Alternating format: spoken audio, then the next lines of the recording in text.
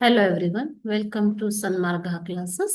4ನೇ ಪ್ರಶ್ನೆ, ಕರ್ನಾಟಕದ ಪ್ರಮುಖ ಪ್ರವಾಸಿ ಕೇಂದ್ರಗಳು ಎಂಬಂತಹ ಚಾಪ್ಟರ್ ಇಂದ 1971ರಲ್ಲಿ ಕರ್ನಾಟಕ ಸರ್ಕಾರ ಪ್ರವಾಸೋದ್ಯಮ ನಿಗಮ ಸ್ಥಾಪಿಸಿರುವ ಉದ್ದೇಶವೇನು? ಕರ್ನಾಟಕ ಸರ್ಕಾರವು 1971ರಲ್ಲಿ ಕರ್ನಾಟಕದ ಪ್ರೇಕ್ಷಣೀಯ ಸ್ಥಳಗಳನ್ನ ಸಂದರ್ಶಿಸಲು Karnataka state tourism development corporation, Karnataka ರಾಜ್ಯ ಪ್ರವಾಸೋದ್ಯಮ ನಿಗಮವನ್ನ ಸ್ಥಾಪನೆ ಮಾಡಿತು ಮಕ್ಕಳೇ. ಓಕೆನಾ? ಇದರ ಉದ್ದೇಶ ಏನು ಅಂತ ಕೇಳ್ತಾ ಇದ್ದಾರೆ. ಆಪ್ಷನ್ ಎ ಲಾಭ ಗಳಿಸಲು, ಆಪ್ಷನ್ ಬಿ ಉದ್ಯೋಗ ಸೃಷ್ಟಿಸಲು, ಆಪ್ಷನ್ ಸಿ ಪ್ರವಾಸಿ ಕೇಂದ್ರಗಳನ್ನ ಸಂರಕ್ಷಿಸಲು ಮತ್ತು ಆಪ್ಷನ್ ಡಿ ಪ್ರವಾಸಿಗರಿಗೆ ಮೂಲ ಸೌಲಭ್ಯಗಳನ್ನು ಒದಗಿಸಲು.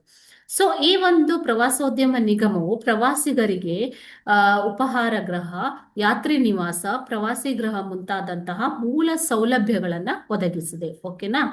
Thank you.